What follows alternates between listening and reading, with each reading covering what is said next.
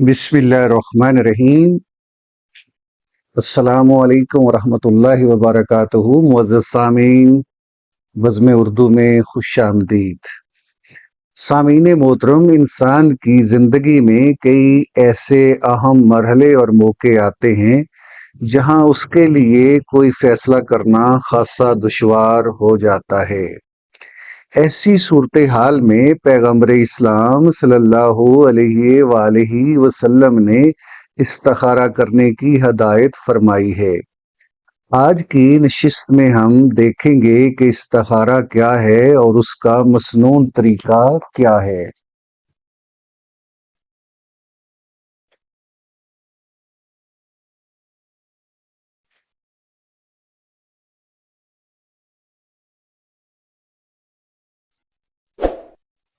استخارہ کا لفظی مطلب ہے خیر طلب کرنا، اور اصطلاحی مفہوم اللہ تعالیٰ سے مشورہ کرنا ہے۔ احادیث مبارکہ سے معلوم ہوتا ہے کہ جس شخص کی حاجت ہو وہ خود استخارہ کرے۔ نبی کریم صلی اللہ علیہ وسلم صحابہ کرام رضی اللہ عنہم کو استخارہ کا طریقہ اس اہتمام سے تعلیم فرماتے تھے جیسے قرآن کریم کی سورت یا آیت، اور صحابہ کرام رضی اللہ عنہم کی زندگی سے بھی یہ بات معلوم ہوتی ہے کہ وہ حضور اقدس صلی اللہ علیہ وآلہ وسلم سے اپنے امور میں مشورہ تو لیتے تھے، لیکن آپ صلی اللہ علیہ وآلہ وسلم سے استخارہ نہیں کرواتے تھے۔ حالانکہ نبی کریم صلی اللہ علیہ وآلہ وسلم سے مقدس و برگزیدہ کوئی ہستی نہیں ہو سکتی، نیز اس وقت وحی بھی نازل ہوتی تھی جس کی روشنی میں خیر و شر یقینی طور پر معلوم ہو سکتا تھا، لیکن نبی کریم صلی اللہ علیہ وسلم نے صحابہ کرام رضوان اللہ علیہم اجمعین کے واسطے آنے والی پوری امت کی تربیت اس نہج پر فرمائی کہ ہر فرد امت اللہ تعالیٰ سے خود تعلق قائم کرے اور مہربان رب سے ہر شخص اپنی حاجت مانگنے کے ساتھ خود ہی خیر کا خواستگار ہو۔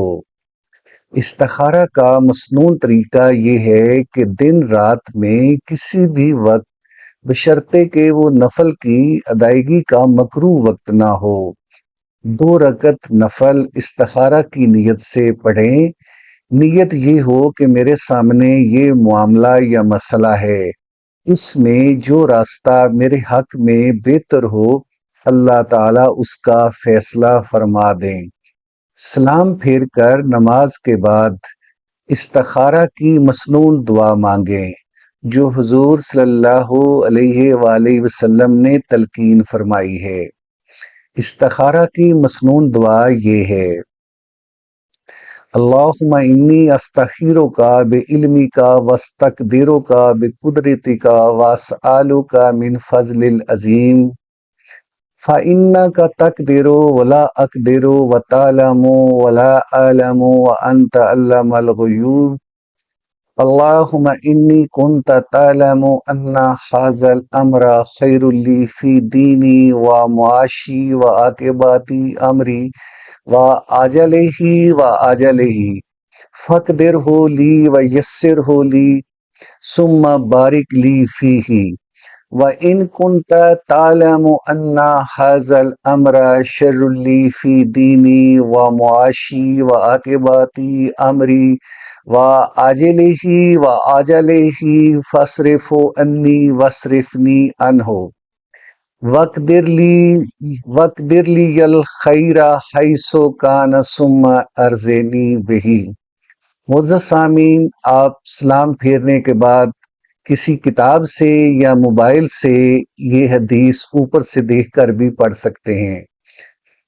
دعا کرتے وقت جب ھذا الامر پر پہنچیں تو اگر عربی جانتے ہوں تو اس جگہ اپنی حاجت کا تذکرہ کر لیں، یعنی ھذا الامر کی جگہ اپنے کام کا نام لیں۔ مثلاً اگر آپ بیرون ملک سفر پر جانا چاہتے ہیں تو اس سلسلے میں اللہ سے مشورہ کرنا چاہتے ہیں تو ھذا السفر کر لیں، یا اگر کوئی اپنا یا اپنی اولاد میں سے کسی کے نکاح کا معاملہ درپیش ہو تو حاضر نکاح استعمال کر سکتے ہیں۔ اگر کوئی کاروبار نیا شروع کرنا چاہتے ہیں تو اس جگہ پر حاضل تجارت کہہ سکتے ہیں، یا حاضل بئی اگر کوئی خرید و فروخت کرنی ہو، کوئی گاڑی، کوئی مکان، کوئی پلاٹ لینا ہو تو حاضل بیک کہہ سکتے ہیں۔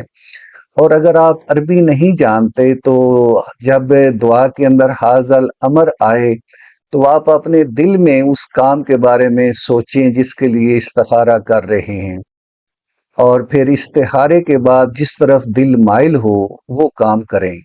اگر ایک دفعہ میں قلبی اطمینان حاصل نہ ہو تو 7 دن تک یہ عمل دہراتے رہیے، انشاءاللہ خیر ہوگی۔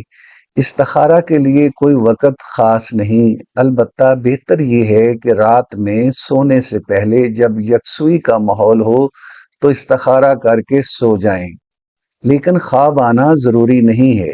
بس اصل بات قلبی اطمینان اور رجحان ہے، یعنی جس طرف آپ کا دل مائل ہو جائے کہ میں یہ کام کر لوں یا نہ کروں، اسی کو آپ اپنا فیصلہ سمجھیں۔ آج کل کچھ پیشہ ور لوگ دوسروں کے لیے استخارے کی پیشکش کرتے نظر آتے ہیں، ان کا یہ عمل خلاف سنت ہے۔ اللہ تعالی ہمیں قرآن و سنت کے مطابق زندگی گزارنے کی توفیق عطا فرمائے، آمین۔ والسلام علیکم ورحمۃ اللہ وبرکاتہ۔